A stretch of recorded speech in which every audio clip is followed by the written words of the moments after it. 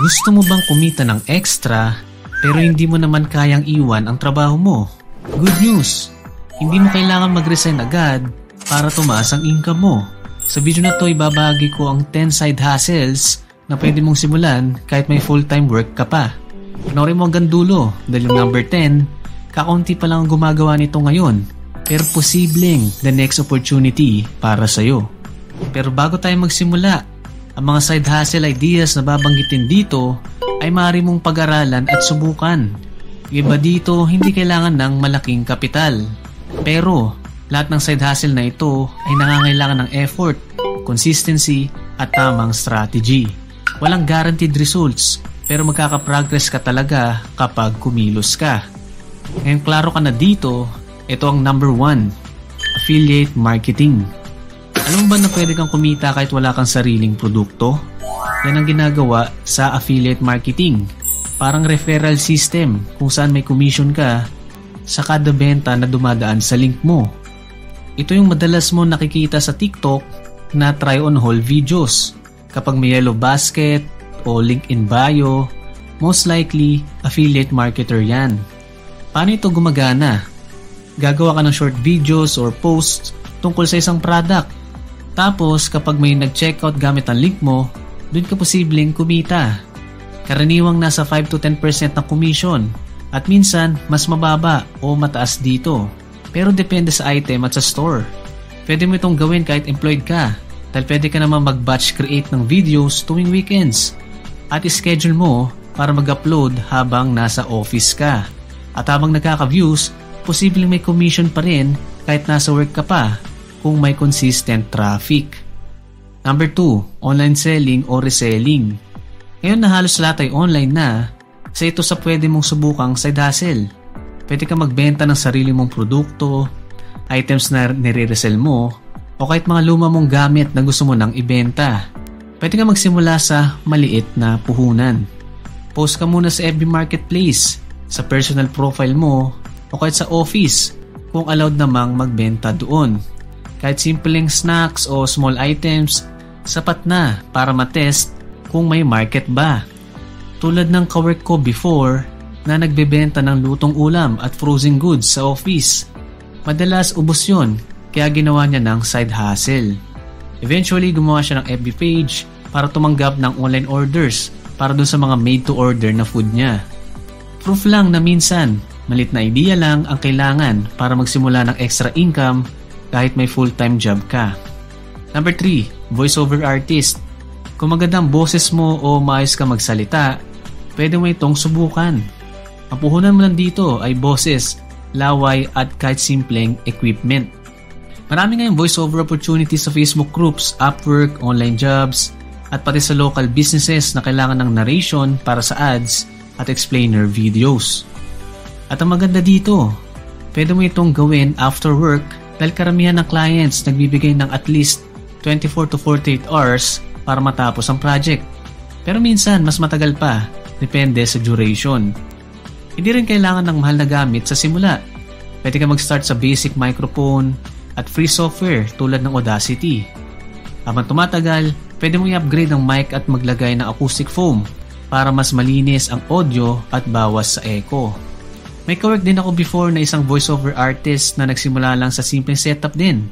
Pero fast forward ngayon, partnered na siya sa isang agency kaya usually kinukuha siya ng mga brands at local businesses.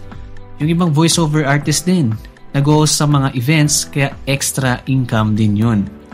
Pero bago tayo magpatuloy, kung gusto mo lagi updated sa ganitong content, like and subscribe at pakihit na rin ang notification bell. Salamat! Number 4, video editing. Isa sa in-demand na side hustle ngayon ay ang video editing. Ito maganda dito, pwede kang magsimula kahit cellphone lang ang gamit mo.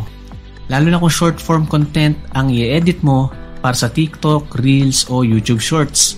Kung mas gusto mo naman yung long form editing, pwede ka rin mag-edit ng YouTube videos, podcast, o mga event videos tulad ng sa weddings.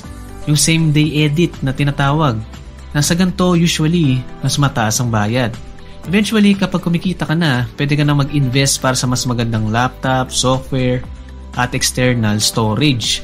Pero, hindi naman kailangan mamahalin agad. Maraming editors ngayon ang nagsimula sa phone, gamit ang CapCut at iba pang free softwares. At ang kagandahan pa dito, pwede ka mag-practice at aralin ito through online tutorials. Kaya rin itong gawin kahit may full-time job ka. Basta malinaw sa client mo ang timeline at expectations. Number 5, digital products o templates. Marunong ka sa Canva, design, writing, or organizing, malaking opportunity ang paggawa ng digital products.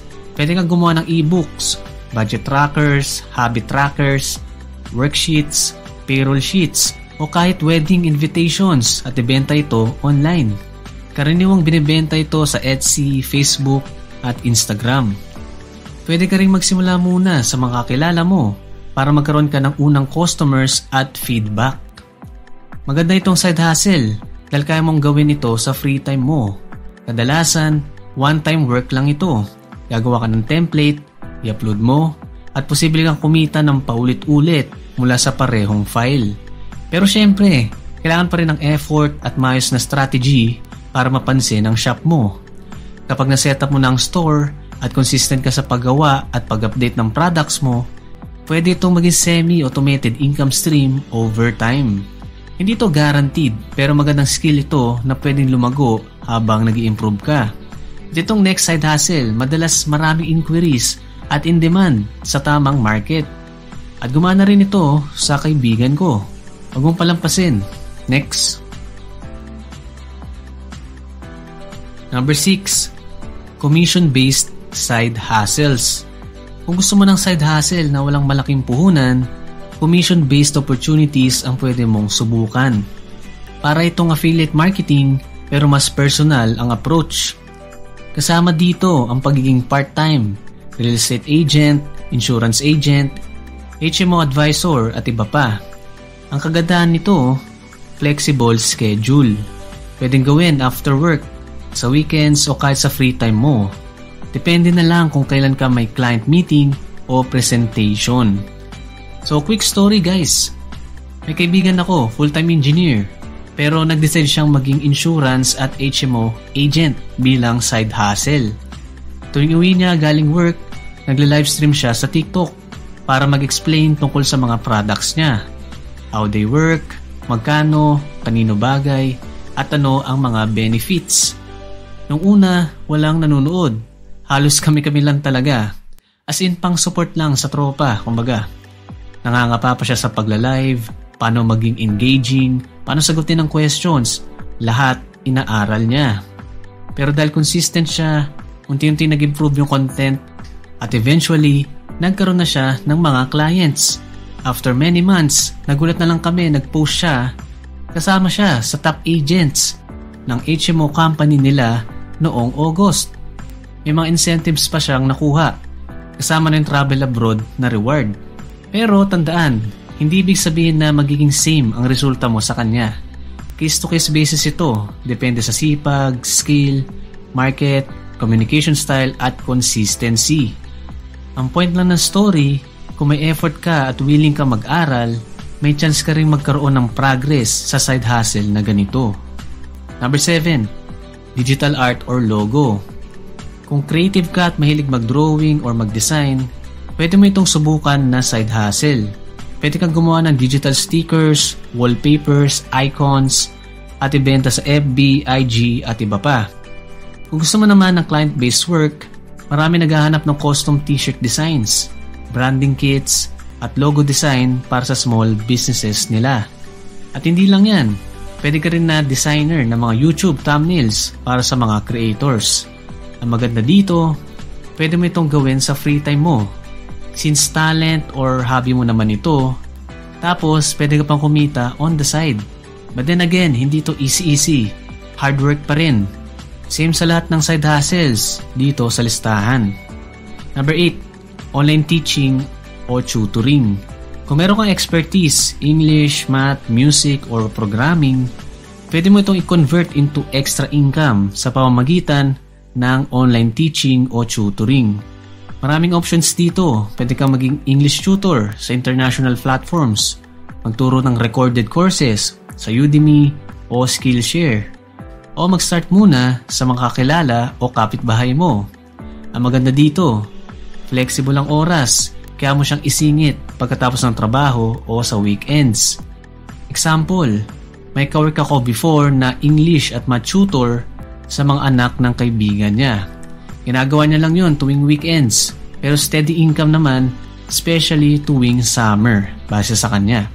Kaya kung mahilig ka magturo at mag-share ng knowledge mo, pwede mo itong gawing side income kahit may full-time job ka pa. Basta maayos din ang time management mo. Number 9, content creation. Kung mahilig ka mag-share ng value, mag-explain o mag-entertain, pwede mong gawing side hustle ang content creation. Pwede kang kumita through AdSense, brand deals, affiliate marketing, o mismong products mo.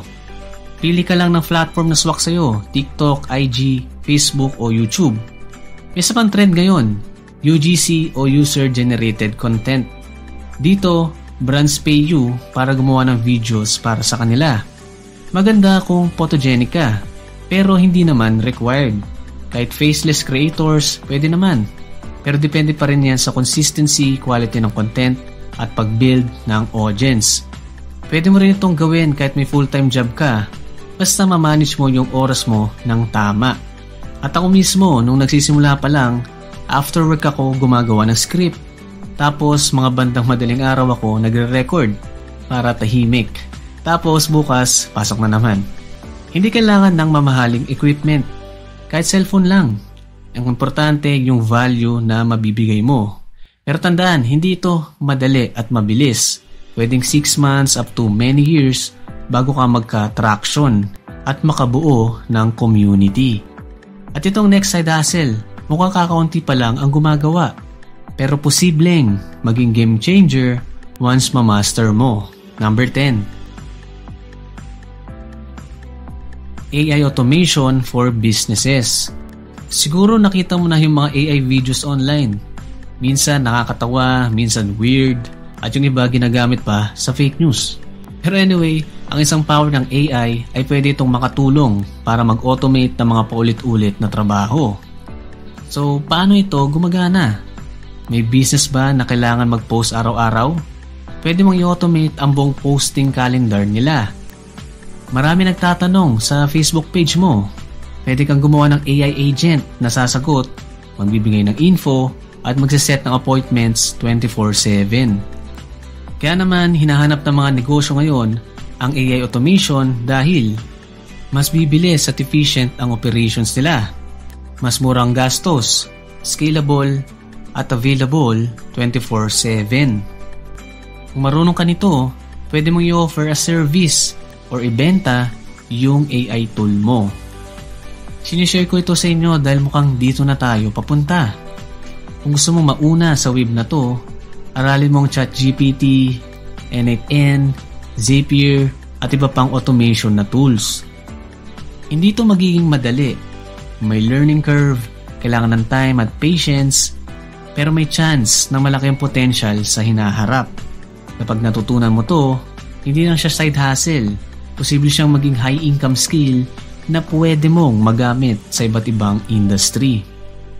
Sa mga side hustles na ito, alin ang nagawa mo na? At ano ang balak mong subukan ngayon? May side hustle ka ba na gumana sa'yo? Share mo naman sa comment section. At para hindi masayang ang extra income mo, alamin ang simpleng habits para maiwasang gumastos ng pera. Panoorin mo na itong susunod na video sa iyong screen. Click mo na. Watch now.